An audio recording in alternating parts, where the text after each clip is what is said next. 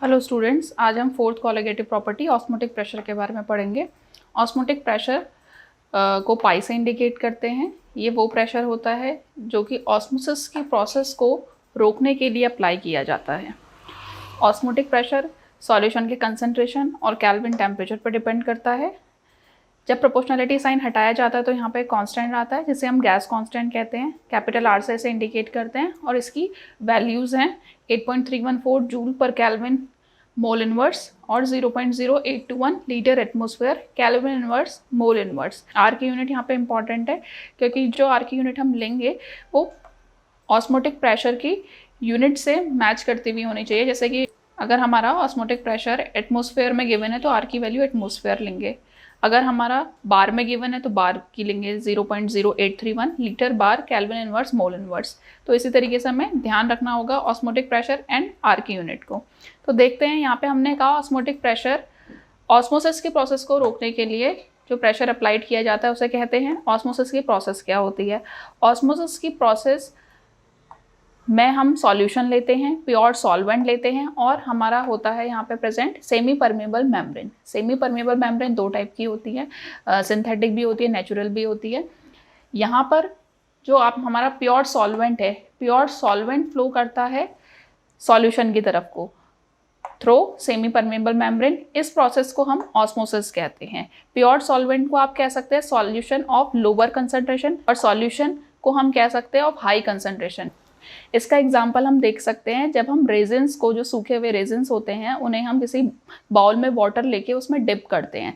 तो जो बाउल में वाटर है वहाँ पे वाटर का कंसंट्रेशन ज़्यादा है, वाटर यानी कि प्योर सॉल्वेंट हो गया हमारा, और रेजिन के अंदर वाटर का कंसंट्रेशन कम है, तो यानी कि वाटर जो हमारा बाउल में प्रेजेंट है, बाउल में जो हमारा वाटर प्रेजेंट है और जो हमारे रेजिन्स हैं, तो बाहर बाउल का वाटर अंदर रेजिन्स में जा रहा है, यानी कि प्योर सॉल्वेंट जो है सॉल्यूशन की तरफ को जा रहा है, जिसकी वजह से क्या रिजल्ट होता है, जो हमारे रेजिन्स होते हैं जब हम उन्हें वाटर में डिप करते हैं तो वो स्वेल अप हो जाते हैं, फूल जाते हैं थोड़े से।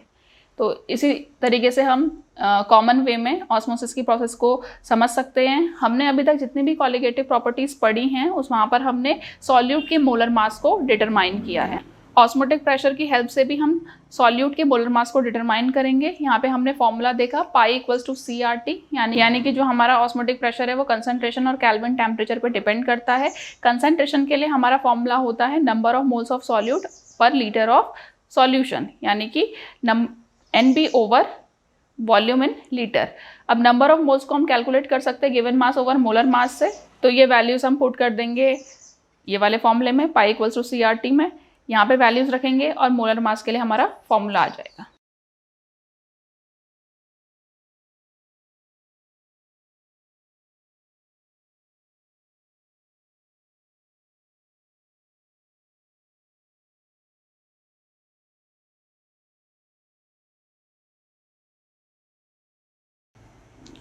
देन हम एक न्यूमेरिकल देखते हैं ऑस्मोटिक प्रेशर से रिलेटेड। ये न्यूमेरिकल भी आपकी इन टेक्स्ट क्वेश्चन से लिया गया है। क्वेश्चन है हमारा calculate the osmotic pressure in pascals. Pascals में आपको ऑस्मोटिक प्रेशर कैलकुलेट करना है by a solution prepared by dissolving 1 gram of polymer. 1 gram of polymer कहा गया है, तो यानी कि ये क्या है, सॉल्यूट है, यानी कि WB गिवन मास सॉल्यूट का हो गया 1 ग्राम।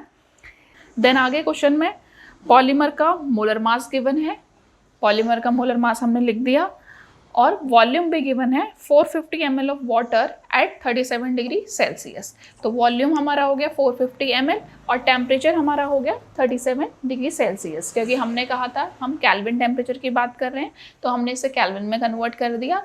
और जो हमें वॉल्यूम लेना है, क्योंकि वहाँ पे हमारा क्या आया था, pi is equals to CRT, तो यहाँ पे जो कंसंट्रेशन था, कंसंट्रेशन को हमने रिप्लेस किया था N/V से, तो यहाँ पे जो वॉल्यूम होता है वो लीटर में होता है, तो इस वॉल्यूम को हमें लीटर में चेंज करना पड़ेगा। तो ये हो जाएगा हमारा 450 ओवर 1000 लीटर। अब देखते हैं जो हमारा फॉर्मूला है ऑस्मोटिक प्रेशर के लिए, वो है pi equals to WB over MB into RT over volume in litre. यहाँ पे हम वैल्यूज़ को पुट करते हैं।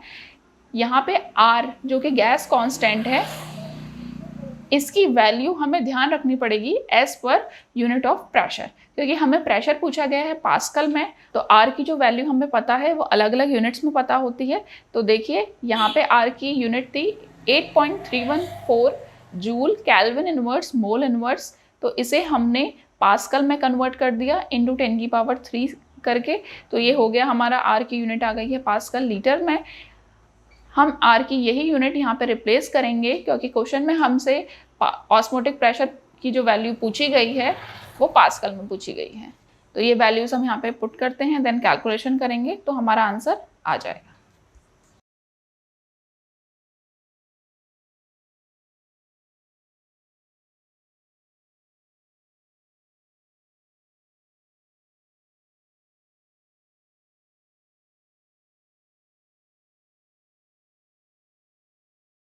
इस क्वेश्चन में स्टेट किया गया है कि 300 केल्विन टेम्परेचर पे ग्लूकोज का गिवन मास दिया है, देन ऑस्मोटिक प्रेशर भी गिवन है, वॉल्यूम पर लीटर गिवन है, ग्लूकोज का मोलर मास हम कैलकुलेट कर लेते हैं। ऑस्मोटिक प्रेशर गिवन है तो ग्लूकोज के लिए हमने इसे 1 से इंडिकेट किया है। देन आगे क्वेश्चन में स्टेट किया गया है कि सेम टेम्परेचर पे अगर सॉल्यूशन का ऑस्मोटिक प्रेशर 1.52 बार हो जाता है तो उसके लिए हमें कंसंट्रेशन कैलकुलेट करना है। तो यहाँ पर देखिए इसे हमने π1 से इंडिकेट किया है, इसे π2 से, तो यहाँ पे इसी के रिस्पेक्ट में जो कंसंट्रेशन है वो हमें कैलकुलेट करना है, तो इसे C2 से दिखाया गया है, और इसके रिस्पेक्ट में जो कंसंट्रेशन होगा उसे C1 से दिखाएंगे।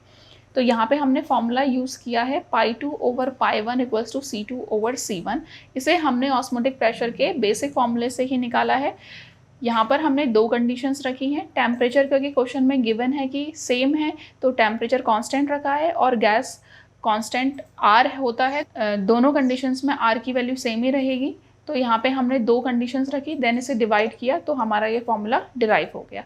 यहाँ पे हमें C2 की वैल्यू निकालनी है, π2/π1 × C1। तो C1 की वैल्यू हमें गिवन नहीं है, वो हमें कैलकुलेट करनी पड़ेगी। C1 यानी कंसंट्रेशन होता है हमारा number of moles over volume, number of moles of solute over volume of solution. तो सॉल्यूशन का वॉल्यूम गिवन है 1 लीटर, फर्स्ट केस के लिए C1 निकालना है। देन नंबर ऑफ मोल्स आता है given mass upon molar mass, तो यहाँ पे हम फॉर्मूले में पुट करेंगे, तो given mass upon molar mass over volume in litre, तो हमने इसे रख दिया, तो हमारा C1 की वैल्यू आ गई 0.2 मोल पर लीटर। देन हम यहाँ पे C1 की वैल्यू को पुट करेंगे, हमारा C2 कैलकुलेट होकर आ जाएगा, जिसकी यूनिट रहेगी मोल पर लीटर। ये दोनों ही ऑस्मोटिक प्रेशर है तो एक दूसरे की यूनिट को कैंसिल आउट कर देंगे। C1 की यूनिट आएगी मोल पर लीटर, तो C2 की भी यूनिट रहेगी हमारी मोल पर लीटर, या आप इसको सिंपली कैपिटल M से भी इंडिकेट कर सकते हैं, जो कि मोलारिटी को इंडिकेट करता है।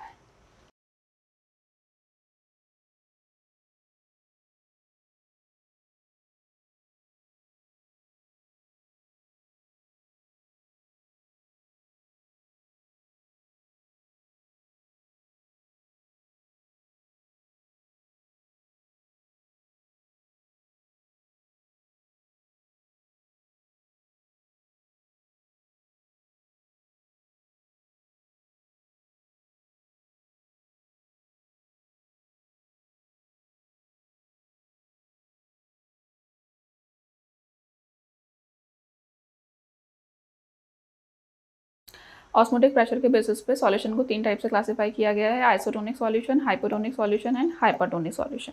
आइसोटोनिक सॉल्यूशन के केस में दो ऐसे सॉल्यूशन जिनका ऑस्मोटिक प्रेशर सेम होता है एट अ गिवन टेम्परेचर, उन दोनों सॉल्यूशंस को हम आइसोटोनिक कहते हैं एक दूसरे के रिस्पेक्ट में। इसका एग्जाम्पल है 0.91% solution of Saleen water, Saleen यानी कि NaCl यानी कि सॉल्ट वाटर बेसिकली। तो जो सॉल्ट वाटर का सॉल्यूशन है 0.91%, ये आइसोटोनिक होता है ह्यूमन RBCs से। इसका मतलब है ह्यूमन RBCs के अंदर जो फ्लूइड प्रेजेंट है उसका ऑस्मोटिक प्रेशर और 0.91% सलाइन वाटर का ऑस्मोटिक प्रेशर, दोनों का ऑस्मोटिक प्रेशर क्या है, इक्वल है एट अ गिवन टेम्परेचर, या जो भी हमारा उस समय टेम्परेचर रहा होगा, रूम टेम्परेचर। तो 0.91% solution of Saleen water is isotonic with human RBCs। इससे हमारा ये कंक्लूजन निकलता है कि जो हमारी RBCs होती हैं वो ना ही स्वेल करती हैं ना ही श्रिंक करती हैं। देन है हमारा हाइपोटोनिक सॉल्यूशन। हाइपोटोनिक जैसा कि नाम से क्लियर है, हाइपो का मतलब लोअर। तो यानी कि एक ऐसा सॉल्यूशन जिसका ऑस्मोटिक प्रेशर दूसरे सॉल्यूशन के कंपेयर में लोअर होगा उसे हम कहेंगे हाइपरटोनिक सॉल्यूशन। देन है हाइपरटोनिक सॉल्यूशन, हाइपर का मतलब हायर, ऐसा सॉल्यूशन जिसका ऑस्मोटिक प्रेशर दूसरे सॉल्यूशन के कंपेयर में हायर होगा उसे हम कहेंगे हाइपरटोनिक सॉल्यूशन। इसका एग्जांपल देखते हैं, सेम एग्जांपल को कंसीडर करते हैं।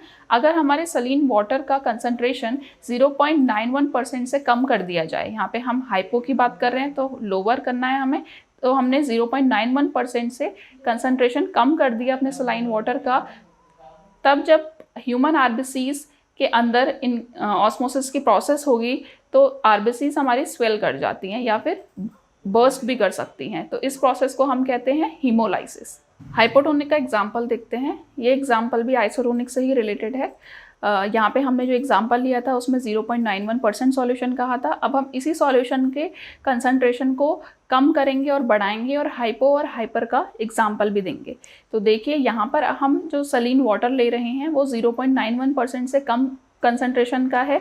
तो जब यहाँ पर ह्यूमन आरबीसीज और इस सॉल्यूशन दोनों के बीच में ही जो सलाइन वाटर है जिसका कंसंट्रेशन 0.91% से कम है, इन दोनों के बीच में ही जब ऑस्मोसिस की प्रोसेस होती है तो जो आरबीसीज हैं वो हमारी स्वेल कर जाती हैं या फिर बर्स्ट भी कर सकती हैं। इस एंटायर प्रोसेस को ही हम हीमोलाइसिस कहते हैं।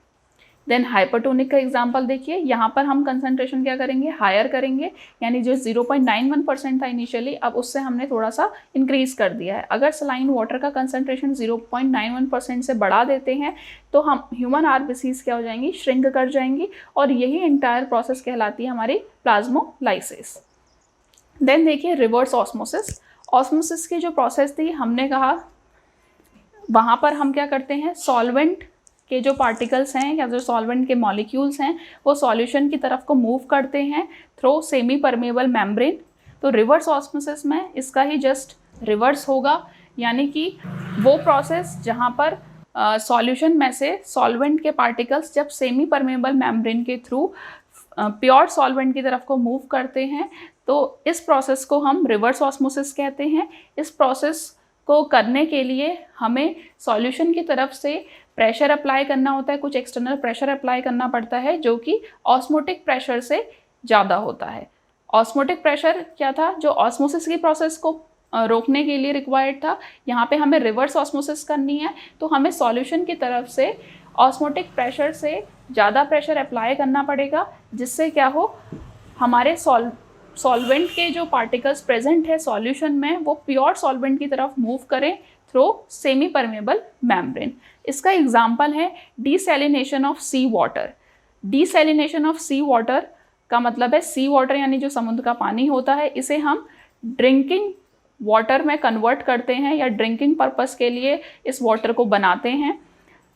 इसमें जो प्रोसेस यूज़ होती है वो होती है रिवर्स ऑस्मोसिस, क्योंकि आपको पता है सी वाटर कैसा है, सी में सॉल्टी होता है सी का वाटर। तो यानी कि आप कह सकते हैं सी वाटर भी एक काइंड का सलाइन वाटर है या सॉल्ट वाटर है। तो इसमें से हमें क्या करना है, केवल वाटर लेना है, सॉल्ट नहीं लेना है। तो यहाँ पर हम रिवर्स ऑस्मोसिस की प्रोसेस करेंगे तो जो सॉल्ट वाटर है यानी कि जो सी वाटर है, सी वाटर में से वाटर जो है वो प्योर सॉल्वेंट की तरफ को के पार्टिकल्स आएंगे थ्रू सेमी परमेबल मेम्ब्रेन। तो यानी कि सी वाटर को डीसैलिनाइज करने के लिए रिवर्स ऑस्मोसिस टेक्निक का यूज़ किया जाता है।